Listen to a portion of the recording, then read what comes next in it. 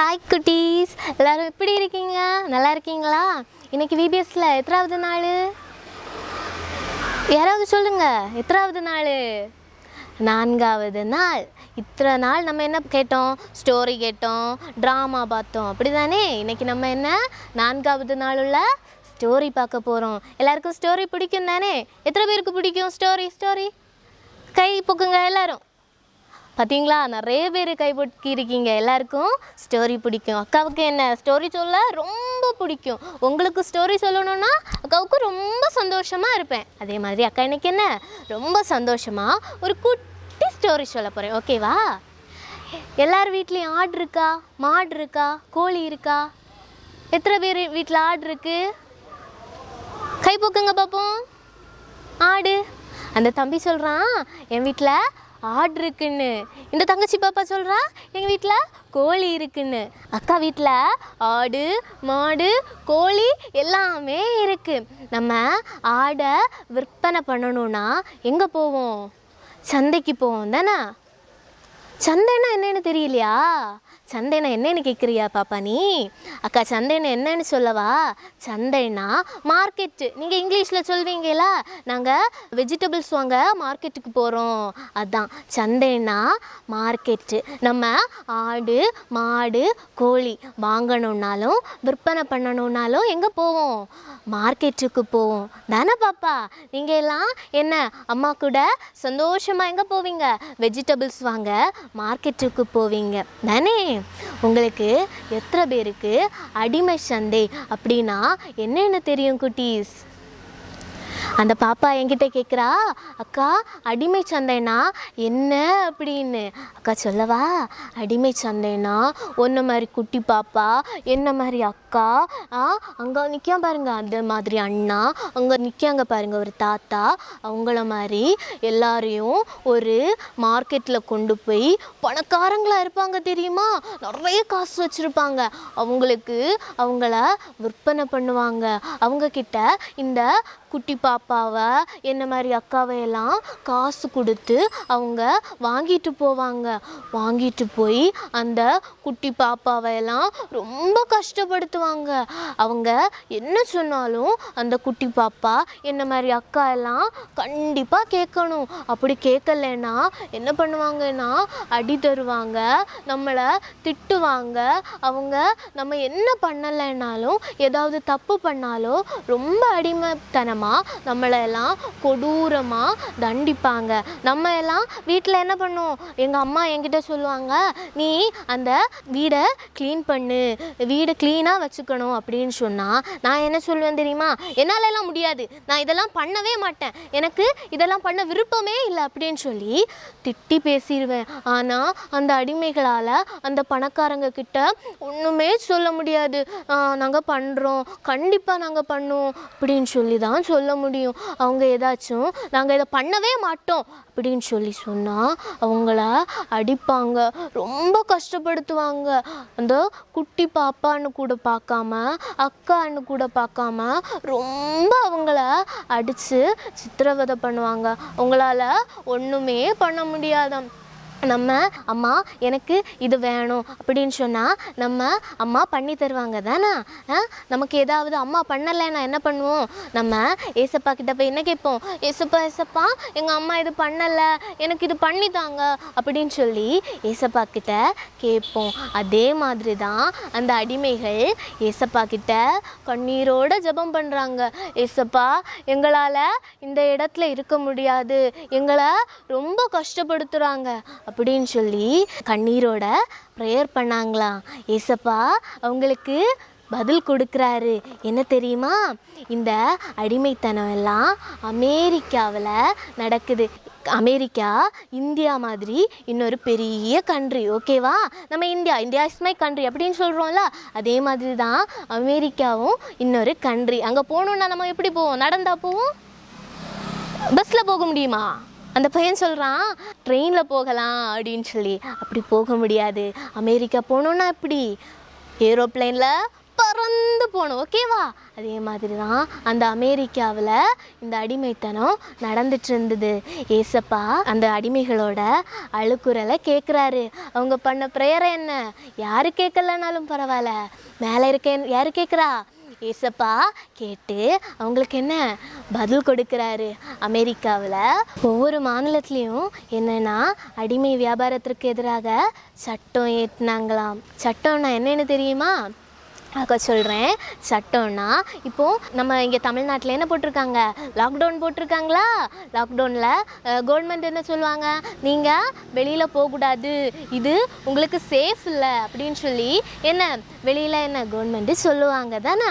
அதே மாதிரி அடிமைகளுக்கு எதிராக சட்டம்னு சொன்னால் நீங்கள் இனி இந்த அடிமைகளை சந்தையில் கொண்டு போய் மார்க்கெட்டில் கொண்டு போய் விற்பனை பண்ணக்கூடாது. இதுதான் அடிமைகளுக்கு எதிரான சட்டம். இந்த சட்டம் பென்சில்வேனியா மாநிலத்தில் ஏற்றப்படுது. ஒவ்வொரு மாநிலமாக என்ன இந்த சட்டம் ஏற்றப்பட்டு கொண்டே வருது. ஓகேவா? ஆனால் ஒரு கொடூரம் இருக்கிறான் பென்சில்வேனியா மாநிலத்தில். ஒரு கொடூரன், அவனை பார்த்தா எல்லாருக்கும் பயம், எல்லாரும் பயந்து நடுங்குவாங்க. அவனை பார்த்தாலே 2 மைல் தூரத்தில் எல்லாரும் ஓடி போயிடுவாங்க. அவ்வளவு அவன் எல்லாரையும் அடிமைப்படுத்துவான். அவன்கிட்ட எல்லார்கிட்ட இருக்கிறத விட குட்டி பாப்பா என்ன மாதிரி அக்கான்னு சொல்லி நிறைய பேர் அடிமைகளா அவன்கிட்ட இருக்காங்க. இந்த அடிமைகளுக்கு எதிராக சட்டம் ஏற்றினாங்க தெரியுமா? எல்லா பணக்காரங்களும் தன்கிட்ட இருந்த அடிமைகளை விடுதலை பண்ணிட்டான். ஆனால் இந்த டிங்கின்னு சொல்கிற கொடூரம் என்ன பண்ணிட்டான்? இந்த அடிமைகள் ஒருத்தங்களையும் வெளியில் விடலை. அந்த அடிமைகள்கிட்ட போய் என்ன சொல்கிறான் தெரியுமா? உங்களை யாரையும் நான் விட மாட்டேன், நீங்கள் எப்போவுமே என் கையில் தான் இருப்பீங்க, நீங்கள் எப்போவுமே எனக்கு அடிமைகளாக தான் இருப்பீங்க அப்படின்னு சொல்லி ரொம்ப கொடூரமாக அவங்க கிட்ட பேசுகிறான். ஆனால் அடிமைகளால் என்ன பண்ண முடியும்? ரொம்ப சங்கடத்தோட திரும்பவும் ஏசப்பா கிட்ட போய் ப்ரேயர் பண்ணுறாங்க. ஏசப்பா, எல்லா அடிமைகளும் விடுதலை ஆயிட்டாங்க, ஆனால் எங்களை மட்டும் இந்த டிங்கி விடுதலை பண்ணவே இல்லை அப்படின்னு சொல்லி ப்ரேயர் பண்ணுறாங்க. ஏசப்பா அதுக்கும் ஒரு வழி வச்சிருக்காரு. என்ன தெரியுமா? இந்த விஷயம் அந்த பென்சில்வேனியா மாநிலத்தில் இருக்க நீதிபதிக்கு தெரிய வருது. என்ன தெரியுமா? இந்த டிங்கின்றவன் இந்த அடிமைகளை எல்லாம் பென்சில்வேனியா மாநிலத்தில் இருந்து மேரிலேண்ட் மாநிலத்துக்கு கொண்டு போக பிளான் பண்ணியிருக்கான். எதுக்கு தெரியுமா? பென்சில்வேனியா மாநிலத்தில் என்ன அடிமைகளுக்கு எதிராக சட்டம் வந்தாச்சு. இனி இந்த அடிமைகளை இங்கே வச்சிருக்கவே முடியாது. அப்படி ஏதாவது நம்ம ஒரு சட்டத்துக்கு எதிராக பண்ணிட்டோம்னா யார்? போலீஸ் வந்து பிடிச்சிட்டு போவா தானே? லாக்டவுனில் நம்ம கவர்மெண்ட் என்ன சொல்லியிருக்காங்க? வெளியில் போகவே கூடாது, ஆபத்து. அப்படி யாராவது போனால் என்ன பண்ணுவாங்க? போலீஸ் வந்து பிடிச்சிட்டு போவாங்களா? அதே மாதிரி தான் பென்சில்வேனியா மாநிலத்தில் சட்டம் வந்துச்சுல்ல. அதனால் யாராவது அடிமைகளை வச்சுருந்தா உடனே அவங்கள வந்து என்ன பண்ணிடுவாங்க? கொண்டு போயிடுவாங்க. போலீஸ் வந்து பிடிச்சிட்டு போயிடுவாங்க. அதனால் இந்த டிங்கிங்கிறவன் என்ன பண்ணிட்டான் தெரியுமா? அன்னைக்கு ராத்திரி இந்த அடிமைகளை எல்லாம் எங்கே கொண்டு போக பிளான் பண்ணியிருக்கான்? பக்கத்து மாநிலமான மேரிலேண்டில் கொண்டு போய் எல்லா அடிமைகளையும் இன்னொரு பணக்காரனுக்கு விற்கலாம், காசுக்கு வேண்டி இவங்களையெல்லாம் விற்று போடலாம் அப்படின்னு சொல்லி ரொம்ப சந்தோஷத்தில் அன்னைக்கு இரவு அந்த அடிமைகளை எல்லாரையும் கொண்டு போக என்ன பண்ணியிருக்கான்? பிளான் பண்ணியிருக்கான். அந்த விஷயம் அந்த பென்சில்வேனியாவில் இருக்க யாருக்கு தெரியுது? நீதிபதிக்கு தெரியுது. அந்த நீதிபதி என்ன செய்ய முடியும்? அவருக்கு அந்த டிங்கியை பார்த்தா ரொம்ப பயம், எல்லாருக்கும் பயம். இந்த டிங்கி கிட்ட யாருமே பேச முடியாது, எல்லாரும் அவனை பார்த்தா பயந்து பயந்து நடுங்குவாங்க தெரியுமா? அதே மாதிரி தான் அந்த நீதிபதிக்கும் அவரை பார்த்தா ரொம்ப பயமா, அவரும் பயத்தில் இருக்காரு. எனக்கு இது தெரிஞ்ச பிறகும், அந்த அடிமைகளை அவன் விடுதலை பண்ணலைன்னு தெரிஞ்ச பிறகும் என்னால் ஒன்றுமே பண்ண முடியலை அப்படின்னு சொல்லி ரொம்ப சங்கடத்தில் இருக்காரு. இந்த டைமில் தான் நீதிபதியோட மகன் வாரான். அவரோட பையன் நீதிபதி கிட்ட வந்து கேட்குறான், அப்பா அப்பா நீங்கள் ஏன் இவ்வளோ சோகமாக இருக்கீங்க? நீங்கள் இவ்வளோ சோகமாக இருந்து நான் பார்த்ததே இல்லை அப்பா அப்படின்னு சொல்லி பணிவோடு கேட்குறானா. அப்போது அந்த நீதிபதி என்ன சொல்கிறாராம்? இதே மாதிரி டிங்கின்னு ஒருத்தன் இருக்கான், அவன் அடிமைகளை இதுவரை விடுதலை பண்ணலை, அவங்களையெல்லாம் மேரிலேண்டில் கொண்டு போய் விற்பனை பண்ண பிளான் பண்ணியிருக்கான். என்னால் என்ன பண்ண முடியும்? அவனை பார்த்தா எல்லாருக்கும் ரொம்ப பயம் அப்படின்னு சொல்லி சொல்கிறாராம். அப்போ அந்த பையன் என்ன சொன்னானா தெரியுமா? அப்பா, அந்த சட்டத்தை என் கையில் கொடுங்க, நான் அவன் மேரிலாந்துக்கு போகிறதுக்கு முன்னாடி அவனை அந்த பென்சில்வேனியாவில் இருக்க பார்டர் போலீஸுக்கிட்ட இந்த சட்டத்தை கொடுத்து அவனை அரெஸ்ட் பண்ண சொல்கிறேன் அப்படின்னு சொல்கிறாராம். ஆனால் குடும்பத்தில் உள்ள யாரும் அவனை அனுப்புறதுக்கு தயாராக இல்லை.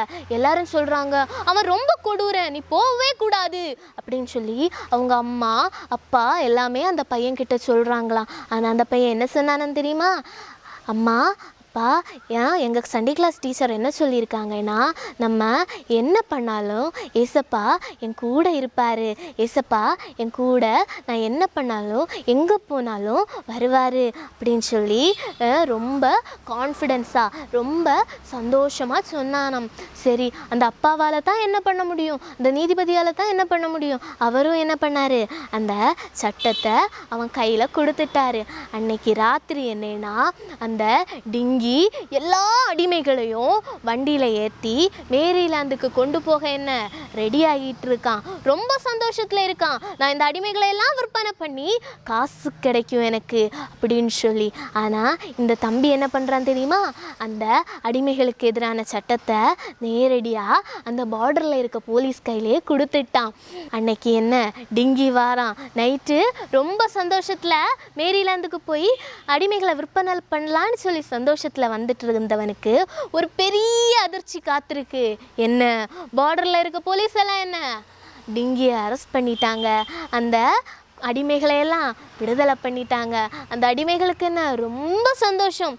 இவ்வளவு நாள் டிங்கி அவங்கள ரொம்ப கொடுமைப்படுத்தினான், ரொம்ப கஷ்டப்படுத்திட்டான். இப்போ அவங்க விடுதலையாக எங்கே வேணாலும் போகலாம். அப்போது அவங்க எவ்வளோ சந்தோஷப்படுவாங்க. சந்தோஷத்தில் அந்த பையன்கிட்ட என்ன வந்து சொல்கிறாங்க தெரியுமா?